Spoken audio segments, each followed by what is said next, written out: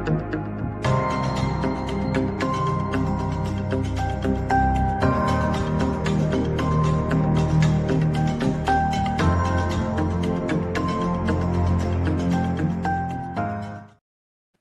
everybody. Welcome to Bootcamp.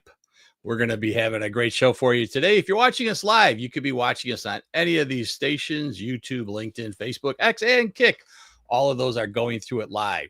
But today, we're going to do a special presentation. We're going into our Bootcamp on green screen. So we're going to bring in, I'm going to show you what it looks like from a little behind the scenes look here.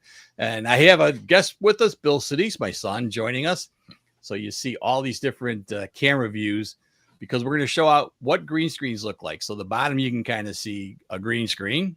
That's on the bottom. And then on the top are the same green screens, only we're using some backdrop pictures to make backdrops. So that's how we get all this stuff to work. So, Bill, how's it going? It's good. How are you doing, Dad? I'm doing great.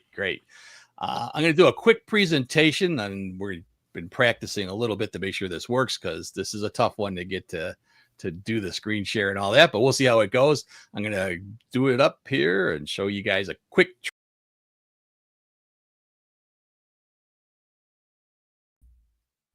looks like I got to add these back into the stage and bring that over here. And voila, it works. Can you hear me, Bill? I can hear you. All right, good. So, hi, everyone. Today, we're going to dive into the basics of green screening, also known as chroma keying. This is a technology that lets you replace your background with anything and with anything, an office, a beach, even outer space. So whether you're a content creator, educator, or just curious, this is for you.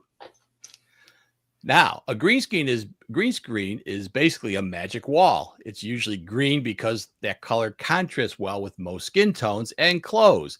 Nice that I chose this black. When used with software, anything green is made transparent, then replaced with your chosen background. Now, you might be noticing this is a little unusual slide presentation in that I'm actually green screened on here. I'm going to show you how that's done. But let's go on. So to get started, you don't need a big budget. You can use a green sheet or a collapsible screen, some lamps for lighting, and free software that can be found in OBS Studio, or sometimes we happen to have StreamYard that has its own. Most video editing platforms also support green screening. So the key is even lighting. You need to have even light behind you. Excuse me. Wrinkles or shadows on the screen can make the background hard to remove. You need to keep the person separated from the backdrop and use soft lights from both sides. A hair light adds a nice presentation, nice separation. I've got one on here. So you can see when I turned it off, I get a little glow to my head. Choose software based on what you're doing. OBS for live stream, Zoom works for calls, iMovie and Final Cut Pro, those are Apple products, but of course I'm the Apple guy, are great for editing recorded video. Most just let you drag in your background and adjust the settings. Now, if your shirt is green, it'll vanish. You'll also avoid things like glass, jewelry, shiny props that reflect the green, little things that can really mess up your effect. And remember, lighting makes or breaks the shot. You've seen green screens in weather reports, Marvel movies, and even casual Zoom meetings. Teachers, streamers, and marketers are using this daily. It's easier than ever to add that professional flair. Start small. Get a green cloth and some clamp lights from Home Depot. Once you practice, you can step up your gear. Green screening can make your content more engaging and polished without breaking the bank. All right, so I'm going to go ahead. I'm going to show you how this slide was done, and then we're going to go into our talk here. So let me bring this one up here so you can kind of see that. So this is Keynote built into Apple. What I'm doing right here is putting myself in what's called live video. You see that lighting up here. Live video is a type of product that you can add into any video, any one of your slides. So I've added them to all my slides, and it really gives you a neat look. You can go in here and customize that. If say, I want it to be smaller, I could grab it here and whoops, grab the wrong corner here. If I want to make myself smaller, I can make myself smaller, put myself wherever I want. And if I want to be really big, I can be really big. Again, a lot of flexibility. The whole trick to this is right here, background. You say no fill, and you got to click that you want a background. Now, I could put a color background in there. I could put in a gradient. I can put in an image if I had one. I don't have anything in there, but there's lots of options. But I like this no fill look. That's just my preference. All right, now let's see. Gotta get back to my show here. I'm zipping around here too many places. There we go. Let's bring Bill in here to the show. So Bill's got his green screen behind him. Yeah. Well, I'll start off by saying, you mentioned the budget option for the green screen. That's definitely what I've got here. It's a little bit higher quality than just a green sheet, but essentially it's a green sheet clamped onto a frame that holds it up behind me. It's got wrinkles, so I'm a little nervous because you mentioned that wrinkles can cause an issue. It's warm in my office, so I've got my ceiling fan going, so I can see that it's kind of blowing behind me a little bit. And the thing I'm most nervous about, I chose my green flannel today. So I think I'm going to have some trouble here when I go on the screen, but I'm ready to give it a try and see what happens when I put a background on, because I wonder, I've done a little bit with green screening before, and I seem to think it's worked okay with this particular green screen. So let's maybe try it out and see what a green screen background does for me. Yep. Go ahead and try it. Let's see what we get. All right. Let's see. So I've got one of the preloaded ones here. Let's see. Did that work? Yeah. Perfect. Okay. It looks like I maybe have a little bit of green framing. See, I think my hair doesn't really go well with green screening. I've noticed that when I'm doing like a Teams call or a Zoom call and I do the virtual background, it always seems to struggle with, cutting around my hair. But other than that, it doesn't, I'm not seeing wrinkles. I'm not seeing the fan. Now, there is a setting that you can adjust a little bit on in this particular one happens to be working through the StreamYard. So yeah, you got rid of that haze around your head. You also got rid of the greener on my head, but I got rid of myself too. Yep. You got the floating head look, no doubt. That's fun. I could, you could do some pretty cool videos this way if you want to, do the headless horseman or anything else like that. You're good to go. Yeah, definitely a strange look, but it shows you that what happens with when the green is turned all the way up, it's going to get rid of even green shirts. So, and you have kind of a multiple green shirt there. If it was really green, it'll get rid of it perfectly. So, something to keep in mind. I'm going to show a couple of things here. Let me just go over to my other camera. I got to add this one into the stage. So I'm going to bring this up here.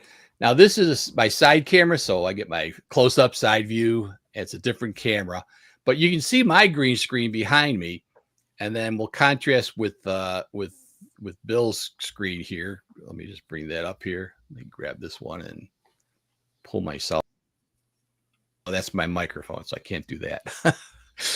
But anyway, we could see the difference when. Can you turn yours off for a second there, Bill? I just want to. Now, luckily, it works okay, but I could see a little bit of where this green screening was going on and off. I was noticing that too. I think the fan, especially with the way that the screen is moving behind me. So I think that's one note to self is, don't wear a flannel and turn off the fan next time. Yeah. And then these little wrinkles that you have in the screen too are probably causing some issues. Where you can see I'm using a pull down screen. I'll bring this up full screen here. So I'm using this full screen. You can see I'm partially on and partially off with this particular setting.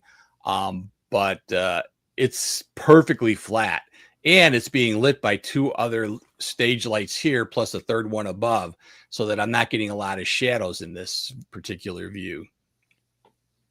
All right, let me just bring this one back in here. There we go. I want to bring all these up here. So next thing I'm going to do is show you what the green screen allows you to do by focusing in on let's see, this one right here. And I got to turn my green screen on.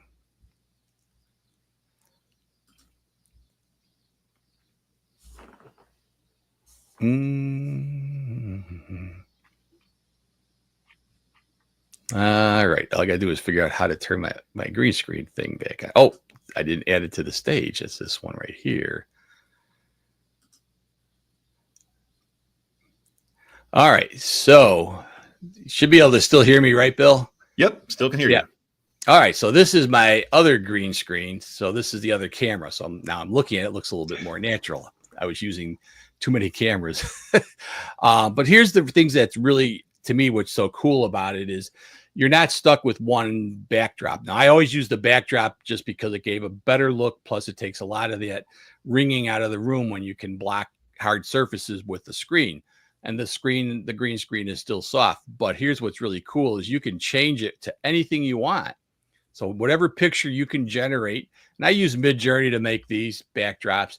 I just tell it to make sure that they're 16:9 aspect ratio, which is the format that most of these cameras are working on, and just go crazy. You'll think you need a yellow background. That works good. I kind of like these. I guess they're septagons, whatever. Here's one in blue. Try different colors. You get one, make multiples. Yeah, you want to put yourself in front of somebody popular, like Arnold, me and Arnold hanging out. That's how this stuff is done. It's really simple. And it's just it's wild what you can come up with.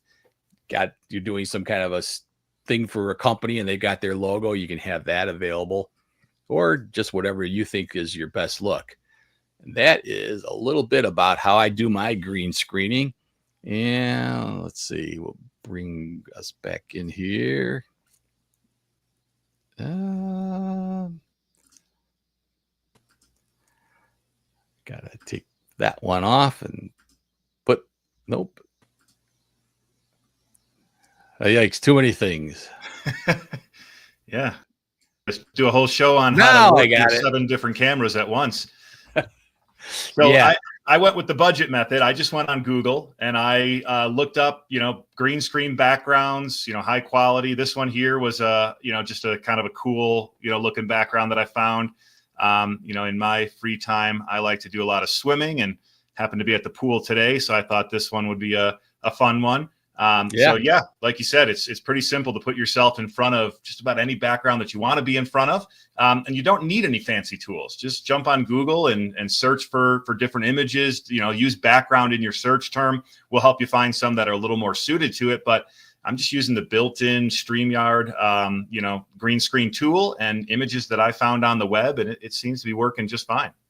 Yeah, absolutely. Cause it, and I think, I was hesitant to go ahead and get a green screen to start with, except my studio is now also kind of a shared office with my retired wife now. So, every time I had my backdrop up, it was a lot of work to set it up.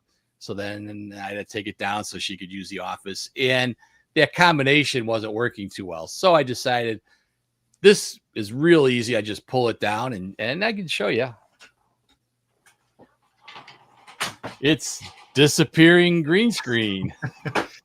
Definitely a lot easier than the setup that I have, which is kind of like a tripod with a beam across it, which then I can clamp my green screen onto. And it's what I used on the last show. I have a gray curtain that, hangs on that as well. So it's very versatile. But when I'm not using it, it takes up a lot of space. It's not very quick and easy to assemble, disassemble, but it gets the job done. Yep. Yeah, and it's definitely a better look for you than when you were trying to just use if you got a backdrop and it's got wrinkles in it, everybody sees those wrinkles. At least these are pretty much, I'm not seeing the wrinkles so much because it's moving because of the fan. We're seeing a little bit more of this stuff lighting up around you. That's always the drawback, is how good it is. So the better your green screen, the better the lighting.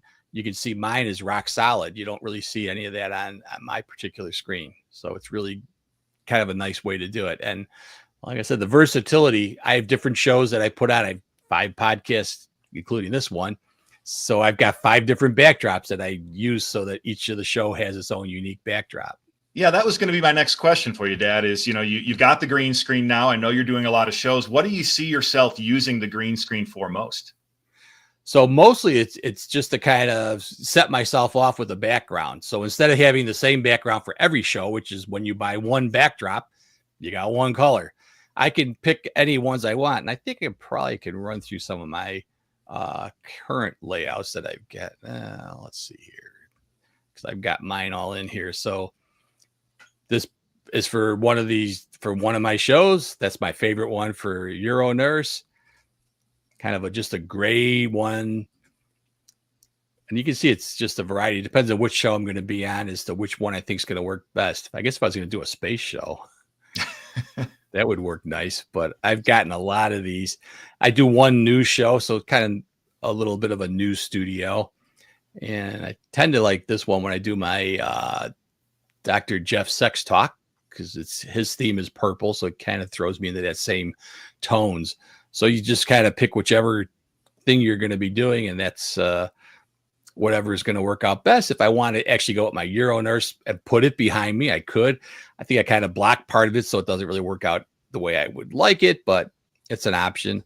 And just so many different things that you can bring up here. And then, of course, good old Bootcamp. What can I say? That was what I came up with. So you kind of keep your theme to match what you're doing. Yeah, you definitely give the boot camp vibe with that backdrop. So, all right. Well, I don't know if there's a lot I can say about green screens, except I recommend them. I think that it's been a step I took that I really appreciated that I did it. I like the way I've got a little versatility. Only drawback is I'm so busy now playing around on Midjourney, picking out different themes for my backdrops. I'm always, maybe I should try this and see what's going to work best. So see what works. You can look back and say, that one wasn't quite there. And it gives you something to play with. And then that secret I told you about with the slides, I was just asked to give a talk for a company.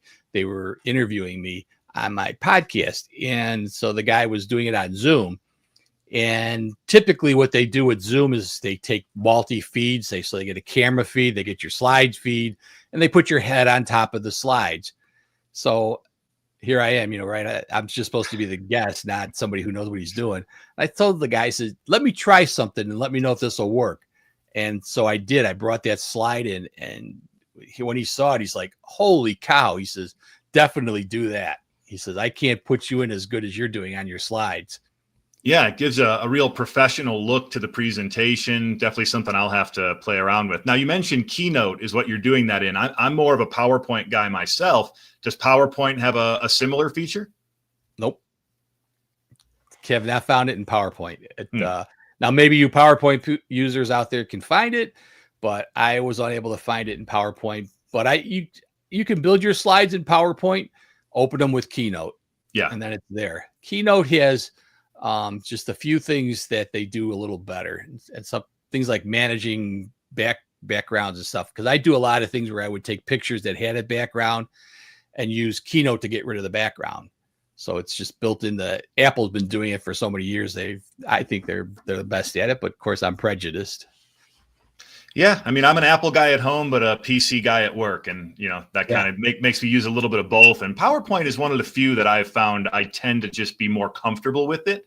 I don't think that it's necessarily a feature set; it's just a comfort level.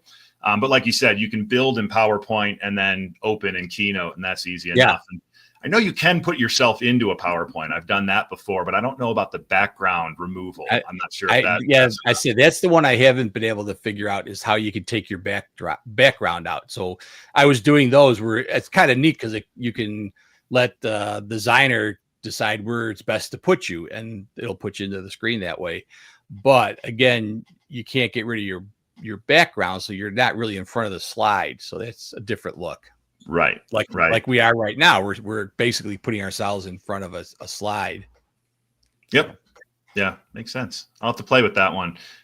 Speaking of which, any ideas for a month from now when we come back and do another boot camp? I do. And I'm glad you asked, because I am actually getting really close to ready to launching my own first show. And I've gotten so many great ideas on what to do and how to do it from your prior episodes.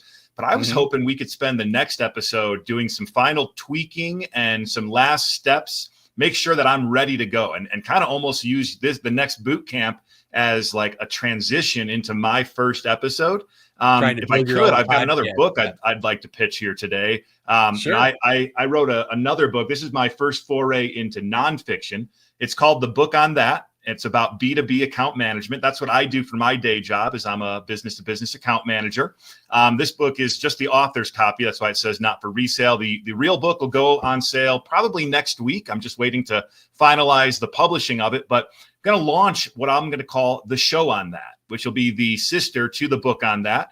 And the first episode, the first series, is going to be all about B2B account management, but it's going to be a show about all sorts of different things. And I've started building out my first episode, my presentation. I've started building my YouTube channel, but I'm doing it all kind of guessing and checking, and I'm not sure that I've got everything right. And before I go live for that first episode, I'd love to take you through what I've done, where I am today, and get some tips and get some ideas on things that maybe I didn't think of, or things that I should still do or need to still do before I take that first episode live.